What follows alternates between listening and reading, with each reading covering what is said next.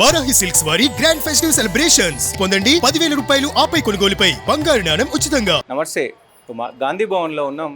నాతో పాటు సంధ్యారెడ్డి గారు ఉన్నారు, కాంగ్రెస్ లీడర్. ముఖ్యంగా నిన్న కేసీఆర్ ఏదైతే ప్రెస్ మీట్ ఉందో మొత్తం కూడా బీఆర్ఎస్ ఎల్పీ మీటింగ్ జరిగింది. ఆ మీటింగ్లో ప్రధానంగా చాలా విషయాలు చెప్పారు. ముఖ్యంగా కాంగ్రెస్ పార్టీ 2 సంవత్సరాల పాలన ఫెయిల్యూర్ అంటూ కూడా ఆయన కామెంట్ చేశారు. దీనికి సంబంధించి మాట్లాడే ప్రయత్నం చేద్దాం. అక్క చెప్పండి, నిన్న కేసీఆర్ దాదాపు 4-5 గంటల పాటు భవన్లోనే ఉన్నాడు. కాంగ్రెస్ పార్టీని చీల్చి చెండాడే ప్రయత్నం చేసిండు. ఏం చెప్తారు దీని మీద? కాంగ్రెస్ పార్టీని చీల్చి చెండాలే మొగోడు ఎవరు లేడు తెలంగాణలో. ఆల్రెడీ బీఆర్ఎస్ పార్టీని చీల్చి చెండాలి ఇంట్లో కూర్చోబెట్టిరు. 2 ఏళ్ళ తర్వాత బయటకు వచ్చిండు. తెలంగాణ రాష్ట్రంలో ప్రజల కన్నా గజ్వేల్ ప్రజలకు ఫస్ట్ సమాధానం చెప్పాలి. ఎందుకంటే అక్కడ స్థానికంగా ఎమ్మెల్యే అయ్యి జీతం తీసుకుంటుండు, ఫామ్ హౌస్లో వండుకుంటుండు.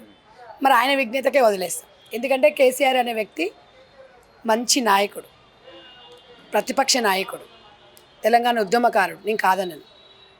మేము అనేది ఏంటంటే మీ సలహాలు సూచనలు ఇవ్వాలి అంటే ఫామ్ హౌస్లో వండుకుంటే కాదు. కేసీఆర్ అంటే మాకు గౌరవం, కానీ కేసీఆర్ గారు మాట్లాడే మాటలే అహంకారం అన్నమాట. ఆ అహంకారమే తెలంగాణ ప్రజలు పూడ్చి పొందబెట్టి. ఆయన ఒక మాట మాట్లాడిండక, నిన్న నేను 2 సంవత్సరాల నుంచి కూడా వెయిట్ చేస్తూ ఉన్నా, కానీ కాంగ్రెస్ విధి విధానాలు ఓన్లీ కేసీఆర్ను తిట్టడం, కేసీఆర్ని దూషించడం తప్ప వేరే కార్యక్రమాలు చేయలేదు. ప్రజల కోసం ఈ 2 సంవత్సరాలు ఏమైనా చేస్తారేమో అనుకున్నా, ఏమీ చేయలేదు అని మాట్లాడింది. అది చేతగానితనం తమ్ముడు. నేనేమంటున్నా, ప్రజలలో ఉంటూ కూడా మీరు వెయిట్ చేయొచ్చు. ఫామ్ హౌస్లో వండుకొని నేను ఇలా పాలన చూస్తున్నా అంటే వాట్ ఈస్ దిస్? ఒక ఎమ్మెల్యే, ఆయన ఒక ఎమ్మెల్యే, ఒక ప్రతిపక్ష నాయకుడు. ఆయన మాట్లాడే మాటలు ఒక గల్లీ లీడర్ మాట్లాడినట్టు అనిపించింది. ఎందుకు అంటే మీరు ప్రజలలో ఉండండి. ఓడిపోయినప్పుడు ప్రజలలో ఉండాలి. గెలిచినప్పుడు ఉండడం కన్నా ఓడిపోయినప్పుడు ప్రజలలో ఉంటేనే భరోసా ఉంటుంది. మీ గజ్వేల్ ప్రజలకి భరోసా లేదు. అట్లీస్ట్ మీ బీఆర్ఎస్ నాయకులు కూడా ఒక భరోసా లేదు. అట్లీస్ట్ మీ కుటుంబాన్ని కూడా మీరంటే ఒక భరోసా లేకుండా అయింది కాబట్టి ఇలా బిడ్డ ఒక మాట మాట్లాడుతుంది, కొడుకు ఒక మాట మాట్లాడుతున్నారు, ఇవాళ బామర్ది ఒక మాట మాట్లాడుతున్నాడు, ఎమ్మెల్యేలు మీ బిడ్డ మీద తీవ్రమైన విమర్శలు చేస్తున్నారు. మీరు ఏం చేస్తున్నారు? మరి మీ ఇంట్లో న్యాయం చేసుకున్నప్పుడు తెలంగాణ ప్రజలకు మీరు ఏం న్యాయం చేయగలుగుతారు? ఒక ఉద్యమ నాయకుడు మేము ఒప్పుకుంటాం, కానీ మీరు ఒక కుటుంబాన్ని సరిదిద్దలేకపోతున్నారు. పాలమూరు రంగారెడ్డి ప్రాజెక్టు గురించి అంటే పెద్ద ఎత్తున అన్యాయం జరుగుతుంది, ఈ తెలంగాణకు అన్యాయం జరిగితే నేను ఊరుకోను, తాట తీస్తా అంటూ కూడా మాట్లాడిన పరిస్థితులు నేను ఇక్కడ చెప్పిన ఆల్రెడీ తెలంగాణ ప్రజలు తాట తీసిరు, పామ్ హౌస్లో వండబెట్టిరు. ఇంకా తాట తీసేది ఏముందాడా? ఇప్పుడు అధికారంలో ఉన్న 10 సంవత్సరాలు ఒక ఎమ్మెల్యేకు కలవడానికి అవకాశం ఇవ్వలేదు, ఒక మంత్రికి అవకాశం ఇవ్వలేదు కలవడానికి. సర్పంచ్ ఎలక్షన్లు మాకేదో వచ్చేసినాయని జబ్బలు తడుచుకొని ఏదో మా ఉనికి కూడా ఉందని వచ్చి మీటింగ్ పెట్టిండ్రు సర్పంచ్ల కోసం. 2 సంవత్సరాలు అంటే మీరు ప్రతిపక్ష హోదాగా ఉన్నప్పుడు మీరు నిరంతరం ప్రజలలో ఉండాలి. మేము వెల్కమ్ చెప్తున్నాం, రండి అసెంబ్లీకి రావాలి, రేవంత్ రెడ్డి గారి మొహం చూడాలి. మీరు ఆ ఫీలింగ్ తెలంగాణ ప్రజలు చూడాలి. ఎందుకంటే నేను ఎంత మాట్లాడినా కూడా రేవంత్ అన్న మాట గురించి మాట్లాడాల అంటే రేవంత్ అన్న పాలన బాగుందన్నట్టే కదా. అది 100% తెలంగాణలో రేవంత్ అన్న పరిపాలన బాగుంది అని తెలంగాణ వ్యతిరేకత ఉంది. మేము అనుకున్న స్థాయి కంటే ఎక్కువ సర్పంచ్ గెలిచినాం, 4,000 పైచీలకు గెలిచినాం అని చెప్తున్నాడుగా. మీరు 10 సంవత్సరాల అధికారంలో 4,000 అయితే సరిపోద్దా చెప్పండి? అంటే మీ కారు గుర్తు మీద వేసిరా ఏమన్నా ఓట్లు? మీకు కారు గుర్తు మీద వేస్తే తెలిసేది అప్పుడు మీకు. వ్యక్తిగతంగా సర్పంచులు కూడా వ్యక్తిగతంగా ఉంటుంది మొత్తం. ఏదైనా అంతే. బీఆర్ఎస్ వాళ్ళది ఎట్లుంటుంది అంటే ఎవరికో పుట్టిన బిడ్డను ముద్ద అన్నట్టు ఉంటుంది వీళ్ళది. ఎందుకంటే వీళ్ళది ఎప్పుడు ఇంతే, ఎవరు ఏం చేసినా కూడా వీళ్ళ ఖాతాలు వేసుకుంటారు. వీళ్ళ ప్రతిస్పందన ఇదే ఉంటుంది. ఈరోజు మళ్ళీ పారిష్ రావు ప్రెస్ మీట్ పెట్టిండ్రు, ఇంకెవరెవరో ప్రెస్ మీట్లు పెట్టిండ్రు. మళ్ళీ అదే కొత్త సీసాలో పాత నీరు పోసినట్టే ఉంది. అంటే దీనివల్ల ఏమంటే కేసీఆర్ బయటకు వస్తున్నాడు. అసలు ఎవరు అన్నారు, ఎవరు ఫామ్ హౌస్లో వండుకోమన్నారు? నిరంతరం ప్రజల నుండి భరోసా కల్పించండి ప్రజలకి.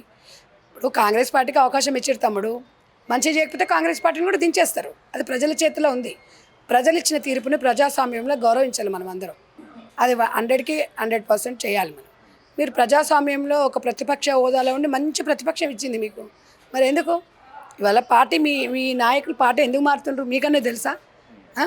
ఇవాళ పార్టీ మారేటప్పుడు మీరు పార్టీ మారిన ఎమ్మెల్యేలకి మీరేమన్నా భరోసా కల్పించి మీరు ఎందుకని ఏమైనా ఆరా తీశారా? తీయలేదు.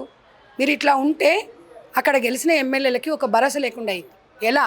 మా నాయకుడు ఎక్కడ ఉన్నాడో మాకు తెలియదు. మేము మరి ప్రజలకు ఇచ్చిన హామీలను నెరవేర్చాలి అంటే కాంగ్రెస్తో పాతే అవుతుందని వాళ్ళ మనోభావం అనుకుంటున్నాను నేను.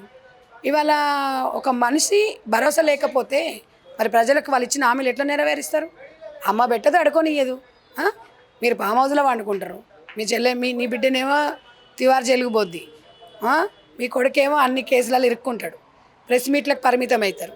మీ కుటుంబం ఎవరు లావాదేవీలు వాళ్ళు ఒక్కొక్కటి ఇలా కేసీఆర్ బిడ్డ ఒక్కొక్కటి చెప్తుంటే బూస్ బాంబ్స్ వస్తున్నాయి అవినీతి గురించి చెప్తుంటే. సొంతంగా తన బిడ్డనే చెప్తుంది అన్నప్పుడు ఆమె నేను గొప్ప అనను, కానీ ఇవన్నీ కూడా అధికారంలో ఉన్నప్పుడు చెప్తే బాగుండేది.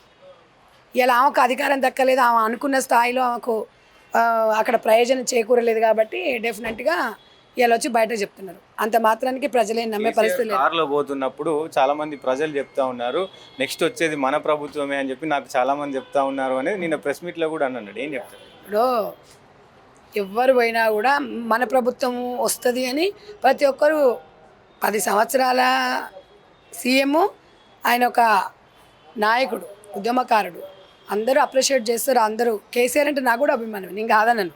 కానీ మీరు చేసిన అరాచకాలు, మీరు చేసిన దోపిడీ తెలంగాణ ప్రజలు మిమ్మల్ని అధికారంలోకి అయితే తీసుకురారు. సరే, మీ వ్యూహం మీకు ఉండొచ్చు, నేను కాదనను. ఎవరి వ్యూహం వాళ్ళకు ఉంటుంది.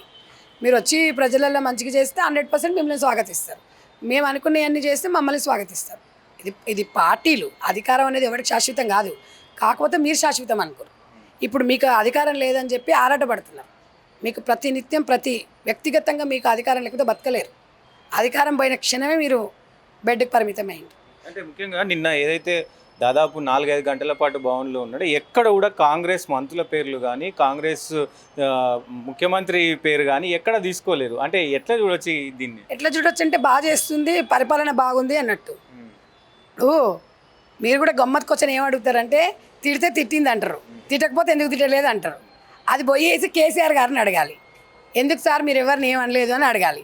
మేమేమనుకుంటున్నాం, ఇప్పుడు ఎవరైనా ఏమనలేదు అంటే ఏమనుకుంటాం, శబాష్ ఈ ప్రభుత్వం బాగా పనిచేస్తుంది, మంత్రులు మంచిగా పనిచేస్తున్నారు, ఎమ్మెల్యేలు పనిచేస్తున్నారు అన్నట్టు అర్థం వస్తుంది కదా. కాబట్టి మేము కూడా నో కామెంట్స్, మేము ఆయన గురించి మేమేం కామెంట్ చేయం. తన రాకని మేము స్వాగతిస్తున్నాం, 100% స్వాగతిస్తాం. ఆయన కేసీఆర్ గారు అసెంబ్లీకి రావాలి, ప్రజల పక్షాన నిలవాలి. మీరు చేసిన అభివృద్ధి ఏంది, మేము చేసిన అభివృద్ధి గురించే మాట్లాడదాం. ఇంకా అరిగిపోయిన టేప్ రికార్డు గురించి పాతవి మాట్లాడుకోవద్దు. ఏ ప్రభుత్వంలో అయినా కొన్ని హామీలు అనేది వెనక ముందు అవుతాయి. మమ్మల్ని పాయింట్అవుట్ చేసేటప్పుడు మీరు ఒకసారి చూసుకోండి.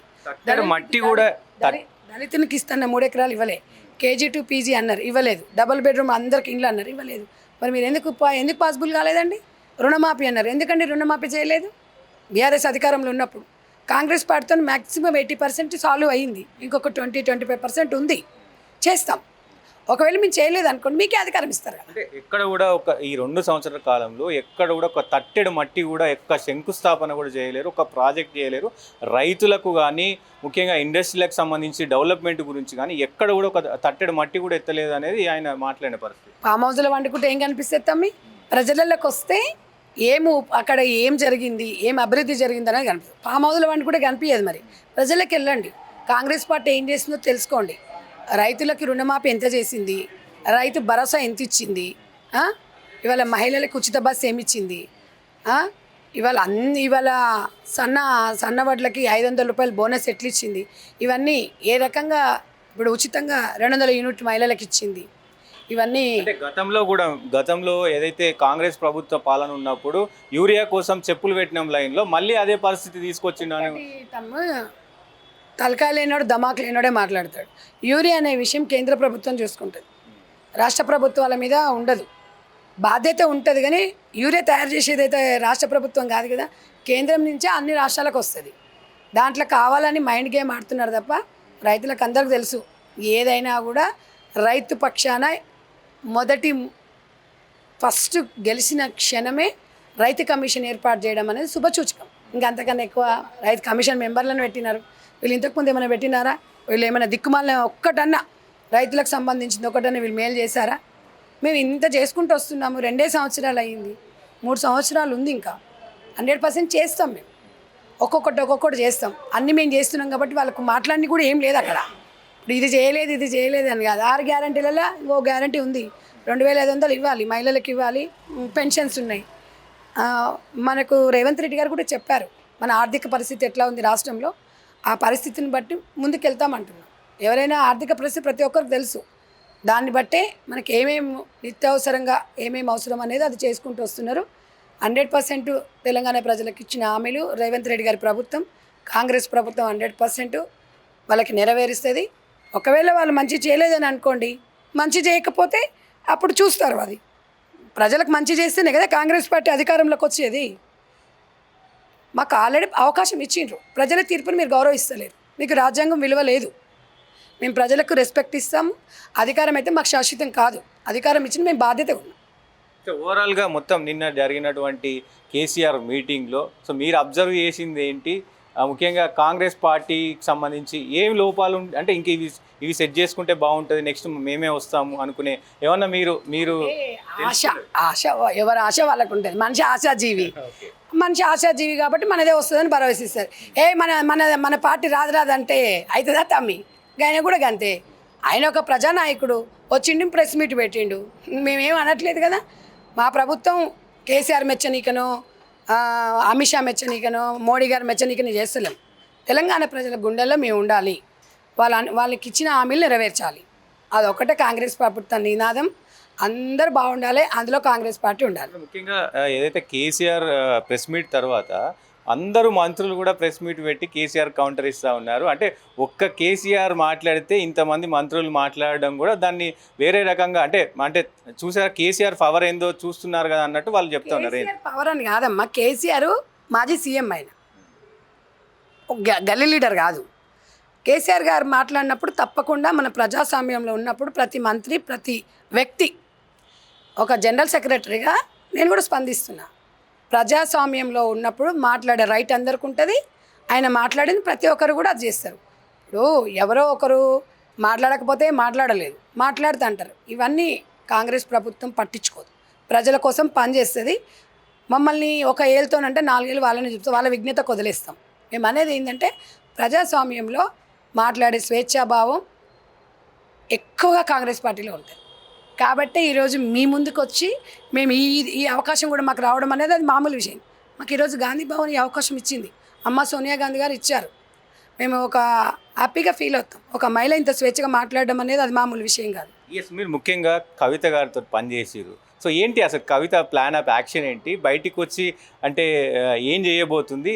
ఒకవైపు కొంతమంది ఏదైతే Revanth Reddy action plan through Revanth Reddy కోసమే పనిచేస్తుంది వెనకాల అనేది కూడా ఒక వర్షన్ వినబడుతుంది. ఏం చెప్తారు? ఒకటి తమ్ముడు, రేవంత్ రెడ్డి గారికి కవిత గారికి ఏం సంబంధం మీరే చెప్పండి. ఊహాగానాలకి మనం ఎప్పుడు కూడా సమాధానం చెప్పొద్దు. అసలు రేవంత్ రెడ్డి గారికి కవితకి సంబంధం ఎక్కడుంది ఒక మాట చెప్పండి. ఓ చెల్లె సంబంధమా? చెల్లెగా ఉంటుంది. బిజినెస్ పార్ట్నర్గా ఉన్నారు 2009 నుంచి. బిజినెస్ పార్ట్నర్స్ వేరు, రాజకీయం వేరు.